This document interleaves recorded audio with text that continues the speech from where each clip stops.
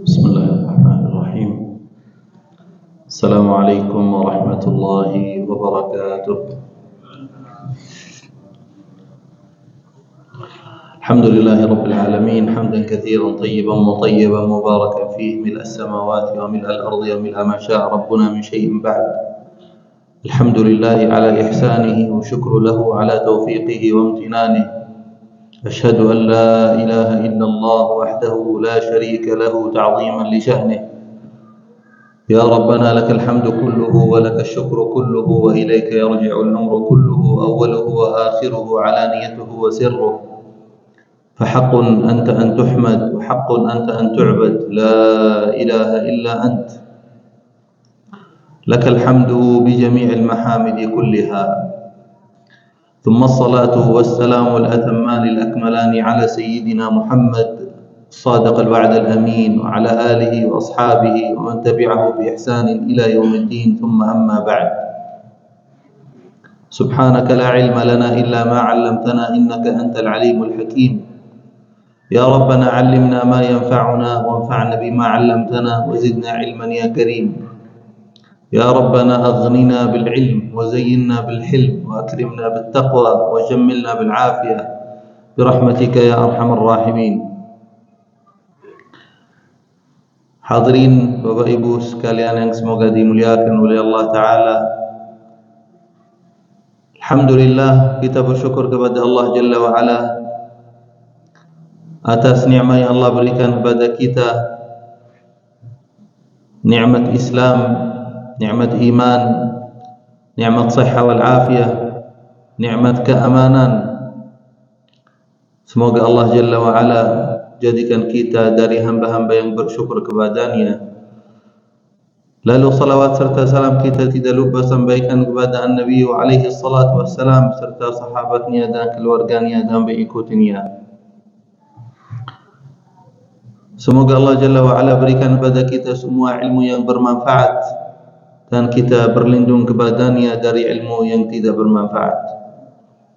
Hadirin yang dirahmati oleh Allah Ta'ala, di awal pertemuan kita ini Al-Faqir ingin ingatkan diri dan para hadirin untuk yang pertama, kita perbaiki niat kita.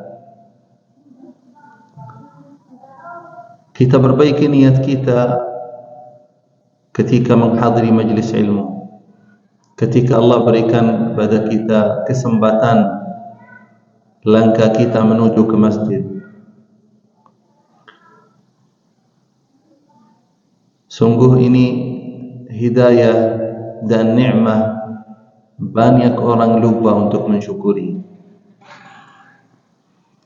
Nikmat itu bukan hanya nikmat makan, minum, istirahat, tempat nyaman, keluarga. Nikmat yang paling mahal yaitu ketika orang dapat taufik bisa menuju ke masjid. Oleh karena itu kita bersyukur kepada Allah Jalla wa'ala. Allah berikan untuk kita nikmat bisa kita salat maghrib berjamaah. Semoga Allah terima amalan kita semua. Lalu yang kedua, para hadirin, Al-Faqir ingatkan diri dan para hadirin untuk nikmat keamanan di negara Indonesia. Subhanallah. Karena Al-Faqir mengalami kondisi yang ada di Timur Tengah secara umum dan di Yaman secara khusus, maka subhanallah, nikmat keamanan di Indonesia perlu kita syukuri agar Allah Jalla wa'ala tetapkan nikmat ini pada kita semua. Lalu yang ketiga, para hadirin, Al-Faqir ingatkan diri dan para hadirin tentang keutamaan majlis ini. Selalu kita perlu ingat bahwa kita orang terpilih agar Allah Jalla wa'ala berikan kepada kita 4 keutamaan. Kita ingat, kita syukur nikmat ini. Allah pilih kita untuk berikan 4 keutamaan yang banyak orang di luar sana tidak mendapatkan.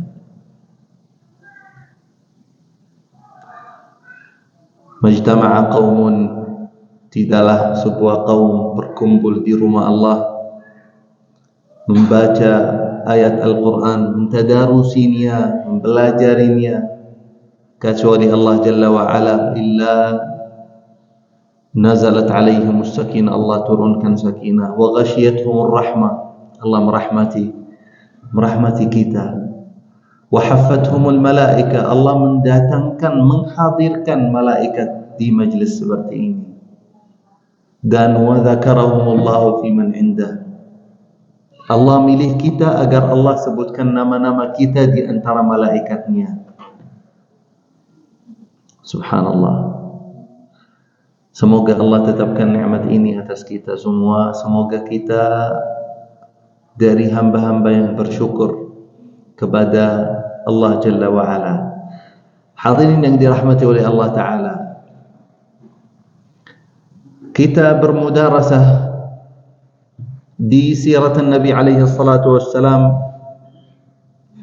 agar kita selalu mengingat bahwa keteladanan yang seharusnya tertinggi dalam kehidupan kita itu teladanan generasi yang pertama, generasi yang terdidik di antara tangan Nabi alaihi salatu wassalam, generasi yang mengalami siksa dan mereka bersabar agar mereka menahan iman mereka. Itu generasi terhebat yang pantas menjadi teladan. Karena teladanan di zaman kita ini geser ke arah yang wallahu a'lam kemana, banyak. Hadirin yang dirahmati oleh Allah Ta'ala, kita sekarang berada di tahap ketiga di sirah Nabi alaihi salatu wassalam. Setelah Nabi alaihi salatu wassalam mendapat ujian yang begitu hebat, yaitu pamannya Abu Talib meninggal, berarti yang dulu menjaga, melindungi Nabi alaihi salatu wassalam sudah tidak ada. Lalu orang yang paling mendukung Nabi alaihi salatu wassalam, selalu mensupport, yaitu ibunda kita Khadijah radhiyallahu taala anha, meninggal di tahun yang sama. Kalau para hadirin masih ingat di antara meninggalnya Abu Talib sama ibunda Khadijah, sekitar 3 bulan. Nabi alaihi salatu wassalam tidak selesai dari musibah yang pertama, belum lupa musibah yang pertama, Allah datangkan ujian meninggalnya Ibunda Khadijah. Oleh karena itu Nabi alaihi salatu wassalam dalam kondisi yang merasa kehilangan, dan Quraisy makin siksa Nabi alaihi salatu wassalam. Kesempatan bagi mereka. Mana orang dulu yang mereka takuti sudah tidak ada. Oleh karena itu Nabi alaihi salatu wassalam milih untuk cari perlindungan agar tetap di jalan dakwah di luar Makkah. Nabi alaihi salatu wassalam ingin menyebarkan Islam di luar Makkah agar dapat orang yang bisa melindunginya, agar Nabi alaihi salatu wassalam mendapatkan orang yang supportnya. Nabi alaihi salatu wassalam keluar ke kota Taif. Kota Taif itu di luar Makkah sekitar kurang 200 kilo, kurang. Jadi orang yang ingin main ke Taif dari Makkah itu gampang, cepat gitu. Naik mobil 1 jam lebih lah gitu. Kota Taif ini salah satu kota yang tinggi, jadi agak bergunungan lah. Mungkin cuacanya seperti batu, agak dingin gitu. Nabi alaihi salatu wassalam menuju ke kota Taif, ingin menyebar Islam ke sebuah suku besar di sana, yaitu suku Thaqif. Nabi alaihi salatu wassalam keluar dari Makkah didampingi oleh maulanya atau khadimnya, yaitu Zaid bin Harithah. Nah, Nabi alaihi salatu wassalam dalam perjalanan jalan kaki. Dalam perjalanan setiap kelompok yang Nabi alaihi salatu wassalam bisa kita bilang melewati, Nabi berhenti mendakwati mereka. Nabi alaihi salatu wassalam mengajak mereka untuk masuk Islam, mengajak mereka untuk bertauhid kepada Allah Jalla wa'ala. Setiap pertemuan, setiap kelompok yang Nabi alaihi salatu wassalam lihat dalam perjalanannya, beliau sallallahu alaihi wasallam mengajak mereka, enggak ada yang terima. Sampai kota Taif, Nabi alaihi salatu wassalam pertujuan kepada 3 orang yang termasuk kepala suku Thaqif. Ya, salah satunya namanya Abdu Yalail. Terus yang kedua namanya Mas'ud. Terus yang ketiga namanya Habib. Mas'ud Habib ini 2 anak salah satu orang yang hebat dulu di Thaqif, namanya Amr ibn Umar al-Thaqafi. Nabi alaihi salatu wassalam duduk bersama mereka, mengajak mereka untuk bertauhid kepada Allah Jalla wa'ala, untuk mereka beribadah kepada Allah Jalla wa'ala. Nabi mengajak mereka untuk memenangkan dakwah Islam ini. Akan tetapi mereka mengecewakan Nabi alaihi salatu wassalam. Mereka merendahkan Nabi alaihi salatu wassalam di majlis itu. Di antara mereka ada yang bilang,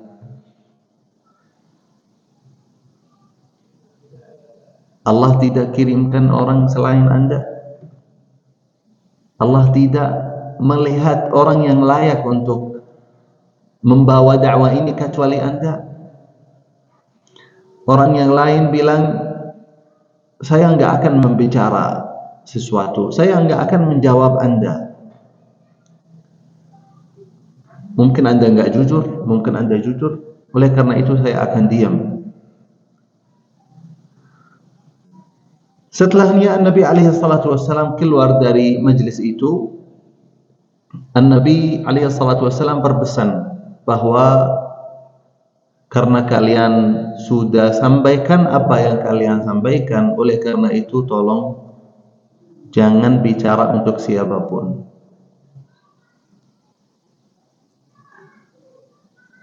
Maksudnya jangan bicara bahwa kalian merendahkan saya. Akan tetapi Nabi alaihi salatu wassalam lanjut di kota Taif. Sampai Nabi alaihi salatu wassalam 10 hari di kota Taif itu untuk mengajak setiap kelompok, setiap cabang dari suku Thaqif yang besar ini. Setelahnya mereka sampaikan kepada Nabi alaihi salatu wassalam untuk keluar dari kota Taif. Lalu mereka tidak mencukupi dengan itu, mereka mengajak anak-anak kecil dan anak-anak gila untuk siksa Nabi alaihi salatu wassalam. Mereka melempar batu-batu kepada Nabi alaihi salatu wassalam dan Zaid bin Haritha sampai kakinya Nabi alaihi salatu wassalam pecah, sampai kepala Zaid bin Haritha itu berdarah karena dia ingin melindungi Nabi alaihi salatu wassalam. Dan mereka terus mengikuti Nabi alaihi salatu wassalam, melempar batu sampai Nabi alaihi salatu wassalam ambil perlindungan dari satu kebun anggur. Dan kebun itu milik dua anak Utbah ibn Syaibah.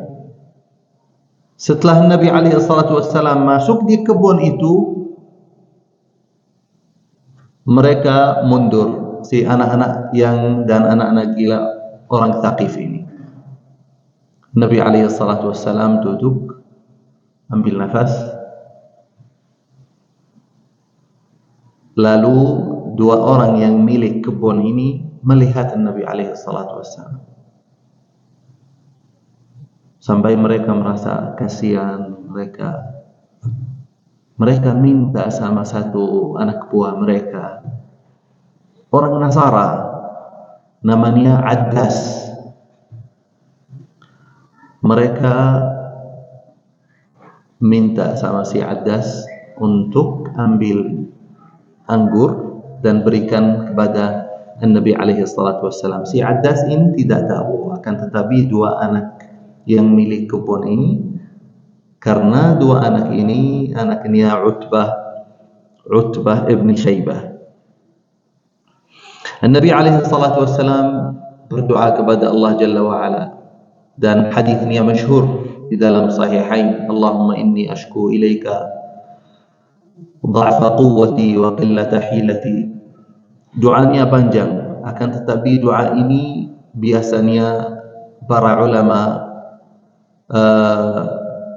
sampaikan bahwa doa ini ketika orang dalam kesulitan yang begitu hebat, sebagaimana kondisinya Nabi alaihi salatu wassalam saat itu, dibaca doa itu.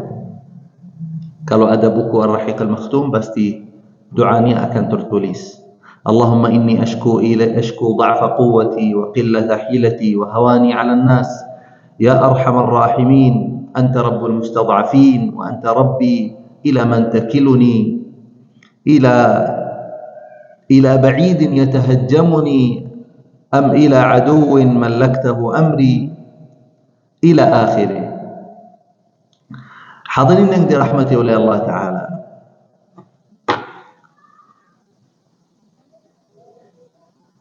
si Addas ini ambil anggur, datang kepada Nabi alaihi salatu wassalam, kasih dia anggur. Nabi alaihi salatu wassalam sebelum makan baca Bismillah. Si Addas dengar. Kata Addas, orang-orang di kota ini tidak melakukan atau tidak membaca seperti ini ketika mereka ingin makan. An-Nabi alaihi salatu wassalam tanya, kamu dari mana?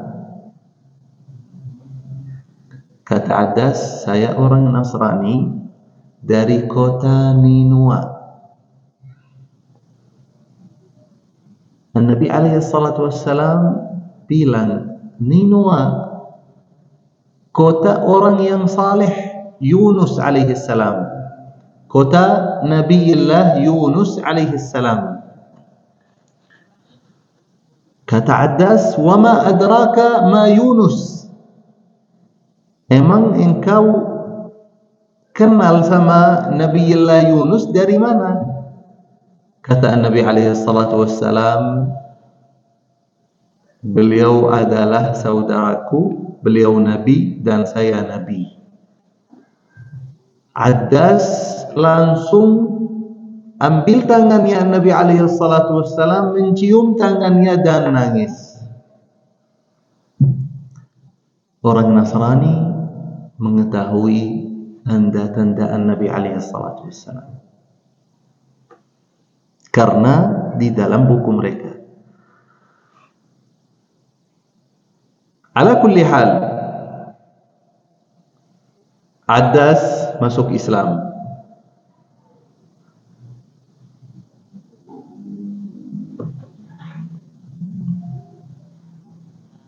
Nabi alaihi salatu wassalam keluar dari kebun itu menuju pulang ke Makkah. Allah Jalla wa'ala kirimkan Jibril alaihi salam kepada beliau sallallahu alaihi wasallam dan didampingi oleh malaikat gunung. Allah Jalla wa'ala, para hadirin, kirim pesan kepada Nabi alaihi salatu wassalam lewat Jibril.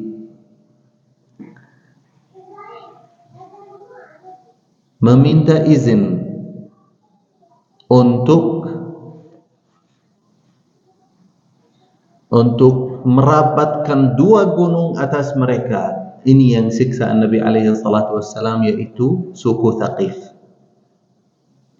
Kata Jibril, berkenalkan, ini malaikat gunung, minta izin dari engkau ya Muhammad untuk merapatkan dua gunung karena mereka melakukan apa yang melakukan kepada engkau. Kata Nabi alaihi salatu wassalam, sebagaimana diriwayatkan oleh Imam Al-Bukhari, la, jangan. Nabi alaihi salatu wassalam berdoa kepada Allah Jalla wa'ala untuk mengeluarkan dari anak cucu mereka orang-orang yang bertauhid kepada Allah Jalla wa'ala, orang-orang yang memenangkan Islam, orang-orang yang menjaga dakwah ini. Subhanallah. Ini sungguh pelajaran besar untuk orang-orang da'i. Sebesar apapun ujian yang engkau dapat di jalan dakwah, wala taziru waziratun wizra ukhra.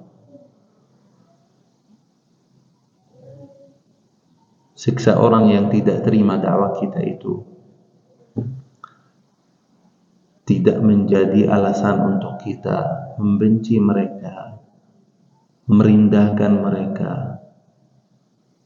melaporkan mereka. Enggak boleh.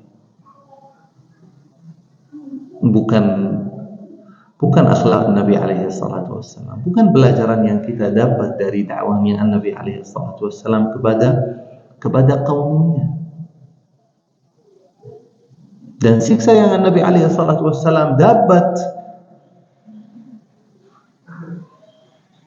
itu masih jauh dari apa yang kita dapat di jalan dakwah. enggak bisa bandingkan. Hadirin yang dirahmati oleh Allah Ta'ala,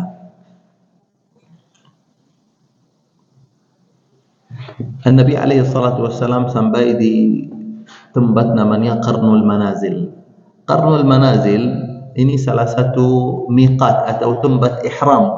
Kalau ada orang ingin masuk Makkah lewat Taif, ingin umrah, harus pakai ihram dari tempat itu. Ada masjid besar namanya Qarnul Manazil, salah satu miqat untuk ihram umrah atau hajj dari arah kota Taif. Nabi alaihi salatu wassalam di tempat itu, Allah Jalla wa Ala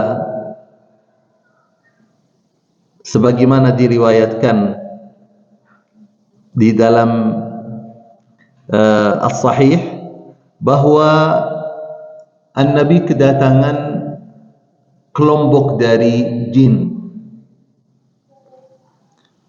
Mereka setelahnya masuk Islam. Allah Jalla wa Ala cerita itu dalam Al-Quran di surat Al-Ahqaf, halaman terakhir di surat Al-Ahqaf. Kata Allah Jalla wa Ala, wa idh sarafna ilayka nafaran minal jinni yastami'una al-Qur'an falamma hadaruhu qalu ansitu falamma qudiya wallaw ila qaumihim mundirin. Allah Jalla wa Ala cerita bahwa datang kelompok dari jin, mereka dengar Al-Quran dan satu sama lain berkata, diam dulu agar kita dengar.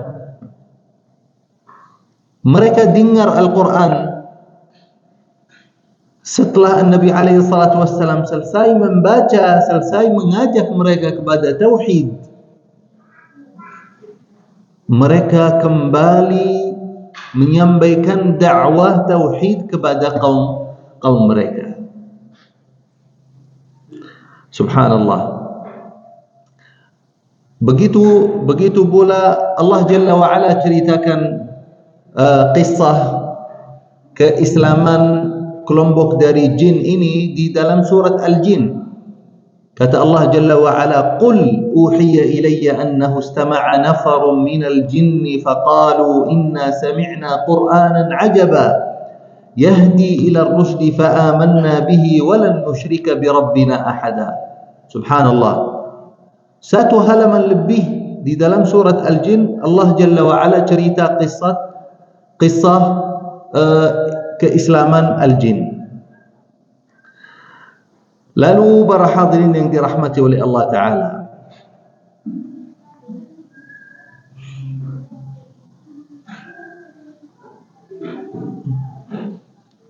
Al-Faqir ingin berhenti di sini untuk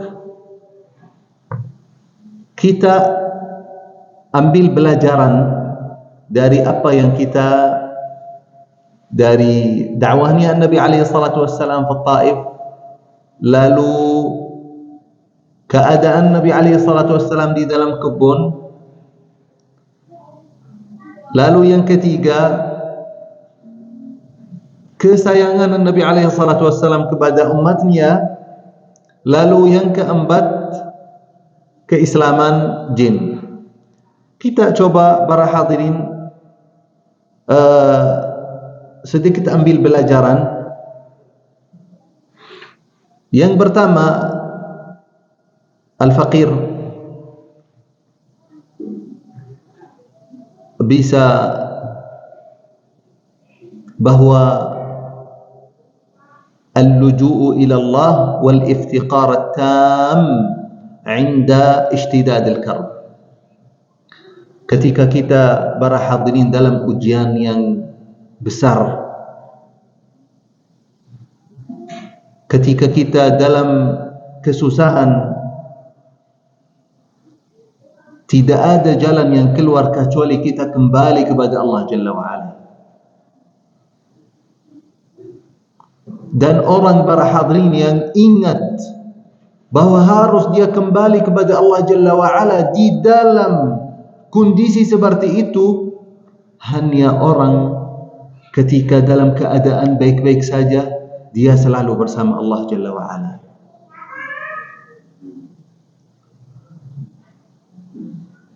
Subhanallah.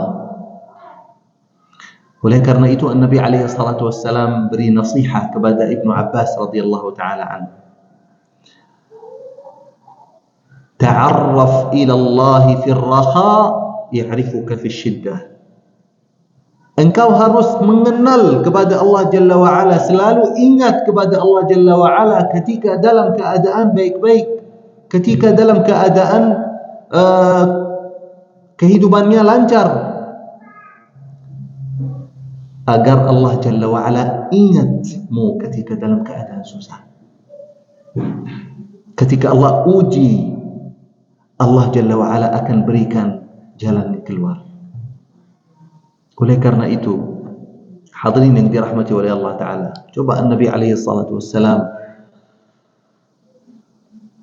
setelah disiksa oleh anak-anak suku Thaqif dan darah keluar dari Nabi alaihi salatu wassalam, khadimnya, darah keluar dari kepalanya, Nabi alaihi salatu wassalam hanya memohon kepada Allah Jalla wa Ala. Nabi sallallahu alaihi wasallam hanya meminta kepada Allah Jalla wa Ala untuk menguatkan, untuk melindungi dia, untuk memenangkan dakwah ini. Hadirin yang dirahmati oleh Allah Ta'ala, seorang beriman mengetahui bahwa tujuan pertama dan terakhir dalam keadaan ujian, orang beriman tahu bahwa tujuannya hanya Allah Jalla wa'ala. Oleh karena itu para hadirin, orang beriman hatinya tenang saja. Kenapa? Orang yang selalu ingat kepada Allah Jalla wa Ala, ala bi dzikrillah tatma'innul qulub.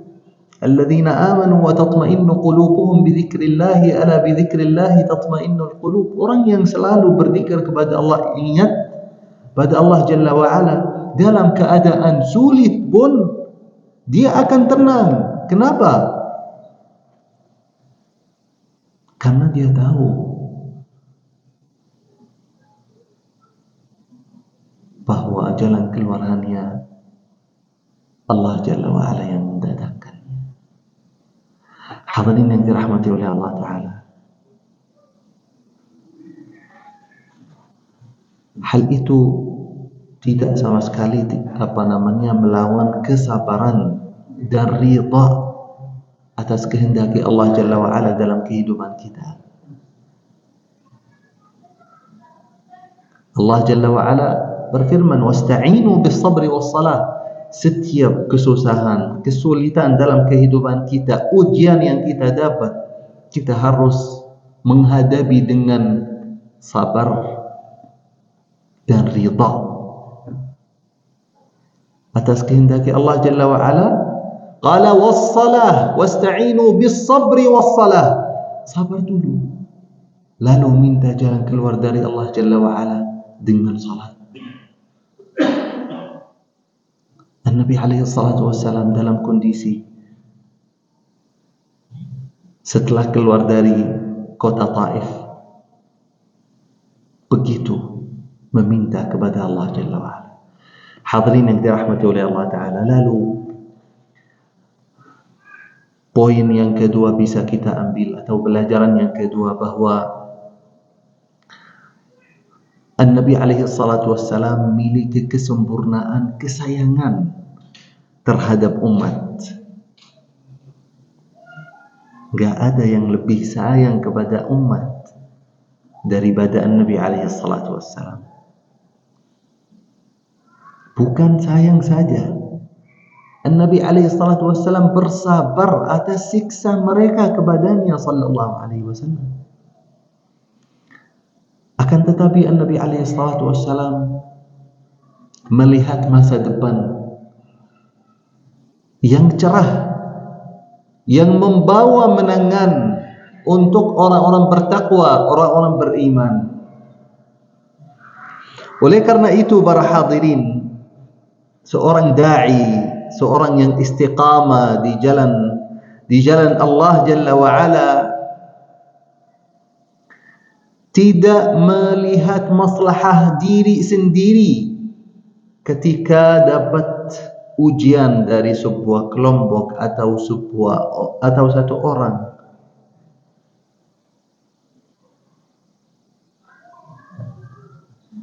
Akan tetapi seperti Nabi alaihi salatu wassalam meminta kepada Allah Jalla wa Ala untuk mengeluarkan dari anak cucu mereka orang-orang beriman, bertauhid kepada Allah Jalla wa Ala dan memenangkan dakwah Islam.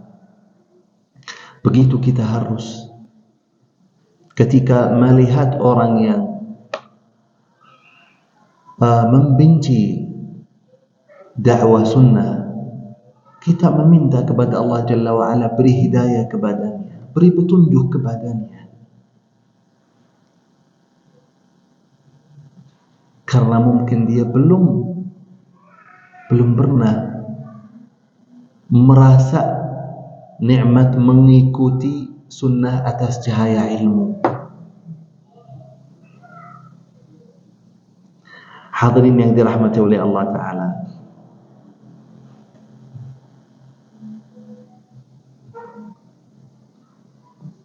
lalu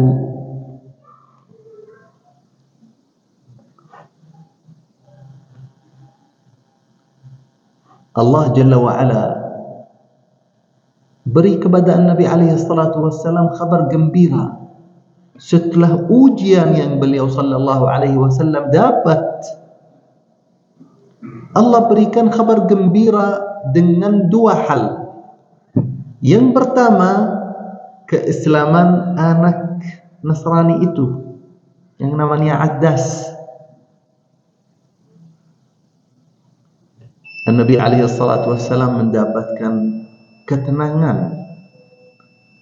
Lalu yang kedua, Allah Jalla wa Ala kirimkan kepada beliau sallallahu alaihi wasallam kelompok dari jin untuk mendengar Al-Quran, dan mereka beriman kepadanya sallallahu alaihi wasallam, beriman kepada tauhid.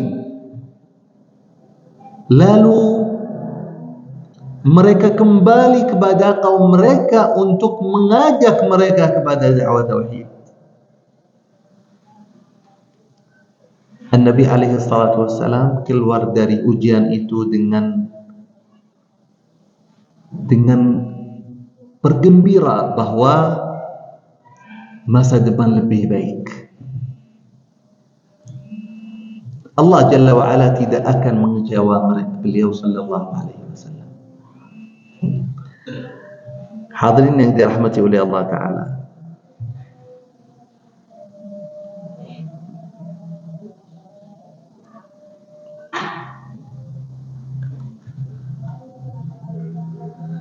di akhir pertemuan kita ini, Al-Faqir ingin ingatkan diri dan para hadirin bahwa kita dapat nikmat besar di Indonesia. Kita bisa menyampaikan dakwah sunnah dengan aman, nyaman. Kita bisa menghadiri majelis ilmu yang memberi cahaya mengikuti sunnah. Nikmat ini kita harus manfaatkan untuk orang yang melawan dakwah sunnah. Kita meminta hidayah kepada Allah Jalla wa Ala untuk dia, meminta sama Allah Jalla wa Ala beri petunjuk kepadanya. Kita di dalam nikmat besar daripada negara-negara lain yang mereka sama sekali tidak boleh dakwah sunnah itu. Saya berakhir dengan cerita satu teman saya, orang Rusia, alumni Madinah. Beliau kembali dari Rusia, kembali dari Madinah ke Rusia, mulai beraktivitas dakwah, perminatnya banyak, ingin belajar ilmu tauhid, akan tetapi karena orang-orang yang tidak suka sama dakwah tauhid berkuasa, dimasukin penjara, disiksa. Keluar dari penjara dengan berjanji tidak sama sekali dakwah tauhid di Rusia lagi. Beliau sekarang tinggal di Indonesia, sudah nggak punya tempat di Rusia. Kita dalam nikmat. Beliau bertemu dengan masyayikh, para ulama sunnah di Indonesia, merasa nikmatnya luar biasa.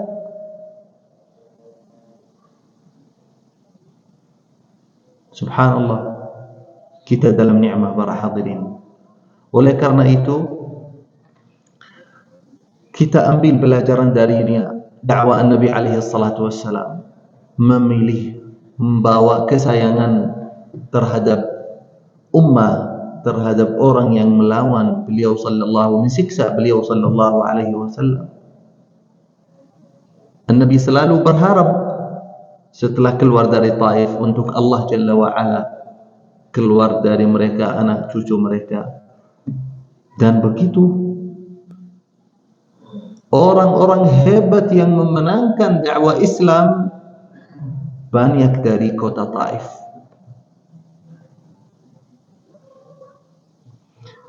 Semoga Allah Jalla wa Ala tetapkan nikmat Islam dan iman dan istiqamah di jalan yang Allah ridha atas kita semua. Semoga Allah Jalla wa Ala beri untuk kita semua kesempurnaan, keistiqamah di jalan yang Allah ridha. Semoga Allah Jalla wa Ala terima amalan kita semua dan ikhlas lillahi ta'ala. Allahumma taqabbal minna innaka antas sami'ul alim wa tub alaina innaka antat tawwabur rahim.